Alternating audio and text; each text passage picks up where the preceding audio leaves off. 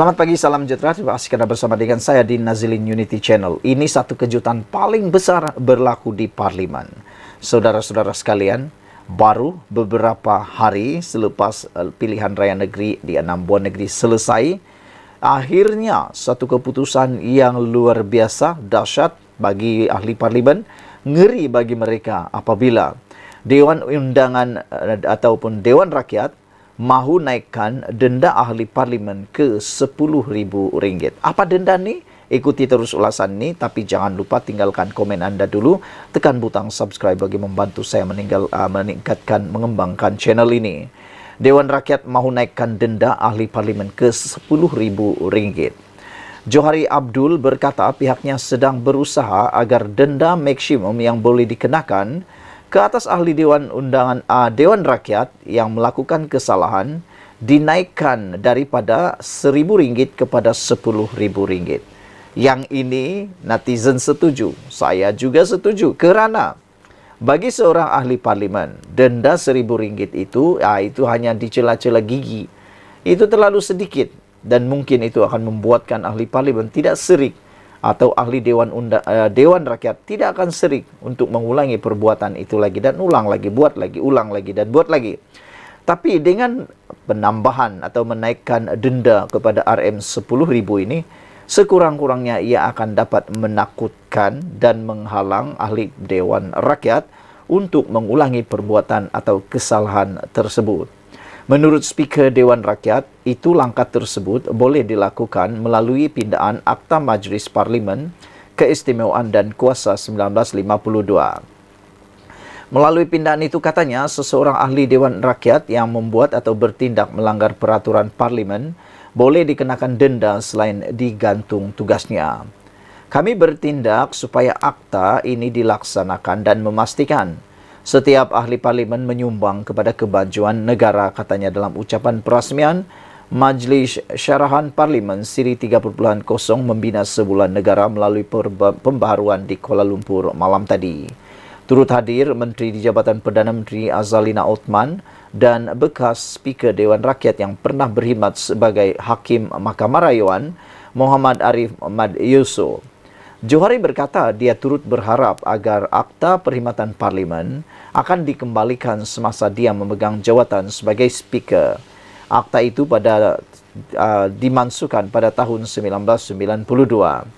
Sementara itu, Azalina menekankan bahawa kehadiran ahli Parlimen yang buruk di Parlimen perlu diketengahkan segera dan dianggap sebagai sesuatu yang membimbangkan negara.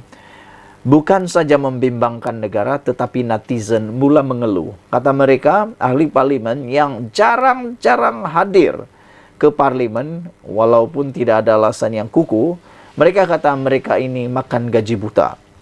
Netizen juga mengecop mereka sebagai orang yang ponteng. Bayangkan, kata mereka, kalau ahli Parlimen ini adalah seorang pekerja awam dan mereka tak datang kerja, tak datang mesyuarat, apa yang akan jadi, kata mereka? Pastilah kena beri surat tunjuk sebab, dan yang lebih teruk lagi mungkin akan diberikan tindakan tata tertib. Jadi itu yang menjadi persoalan daripada netizen. Dan mereka juga kata kalaulah mereka ini murid sekolah, lama tak hadir, daripada 10 perjumpaan hanya hadir satu kali, mereka sudah tentu akan dibuang atau digantung sekolah. Bagaimana dengan ahli Parlimen, kata mereka lagi. Jadi betullah apa yang dikatakan oleh Azalina ini, bahawa kehadiran ahli Parlimen yang buruk membimbangkan negara. Selain daripada tindakan yang lebih tegas terhadap ketidakhadiran ahli Parlimen, Azalina juga menggalakkan agar lebih banyak penyertaan awam supaya rakyat mempertanggungjawabkan ahli Parlimen masing-masing. Saudara-saudara sekalian, pada pendapat saya, tugasan ahli Parlimen yang paling utama ialah hadir di dalam majlis persidangan Parlimen. Kalau tidak ada tugasan rasmi, harus hadir di sana, kena itulah tugas utama mereka. Tugas hakiki mereka ialah hadir dalam persidangan Parlimen bagi membentuk dasar, bagi meluluskan sesuatu dasar, dan yang paling utama, membincangkan masalah rakyat dan mau menangani, mencari penyelesaian. Tapi tak tahulah, pada pemerhatian anda, siapakah orang yang paling tegar sekali ponteng ini? Anda tentu tahu kan? Tolong senaraikan dalam ruangan komen Siapakah ahli parlimen yang terkenal paling tegar, ponteng tegar di parlimen? Sekian dulu, ikuti terus ulasan selepas ini. Selamat pagi, salam sejahtera. Terima kasih karena bersama dengan saya di Nazilin Unity Channel. Baru selesai PRN 6 buah negeri, kita mulai digemparkan pula dengan rampasan kuasa di sebuah negeri, yaitu Perak. Dikabarkan bakal ada rampasan kuasa atau menumbangkan kerajaan di sana. Apa yang akan terjadi? Ikuti terus ulasan kali ini. Tapi sebelum itu, bantu saya tekan butang subscribe dan tinggalkan komen Anda untuk aktiviti-aktiviti yang tidak disukai oleh rakyat ini, yaitu aktiviti tumbang-menumbang. Hanya yang berkeuntungan menurut netizen adalah orang yang mendapat tempat, kuasa dan juga kedudukan. Tapi bagi rakyat adalah kerugian kerana tidak ada apa-apa faedahnya apabila kepimpinan sering kali bertukar ganti, menyebabkan para pelabur pun tidak berminat, bahkan dasar pun tidak dapat dilaksana kerana belum sampai pun 5 tahun perkhidmatan sudah dicantas di tengah jalan. Bayangkan rumah anda nak bina tapi tak sempat siap, dah dicantas orang lain untuk dibina pula. Apa jadi dengan rumah tu? Dia akan jadi siap mungkin, tapi di sana kita akan nampak kejadiannya rumah yang entah apa-apa jadinya. Tapi kali ini cerita pula berlaku di Perak apabila Menteri Besar Perak Saarani mengakui memang ada usaha dirancang untuk menggulingkan kerajaan perpaduan Perak. Siapalah agak-agaknya orang yang kepingin sangat kuasa ini ya. Siapalah agak-agaknya orang-orang yang terlalu sangat tak sabar sangat nak mendapat kuasa ni. Sepatutnya nak mendapatkan kuasa kena tunggulah pilihan raya. Tak lama pun, paling lama pun 5 tahun, paling cepat 4 tahun, ada juga yang 3 tahun. Tapi perbuatan menggulingkan kerajaan di tengah-tengah penggal ini adalah perbuatan yang pada pendapat saya perbuatan yang tak boleh diterima, tak boleh kita cerna, tak boleh kita proses lah, tak boleh move on lah kan. Kenapa? Macam mana? Sebab ianya boleh menyebabkan kerajaan itu kucar-kacir dan tidak stabil.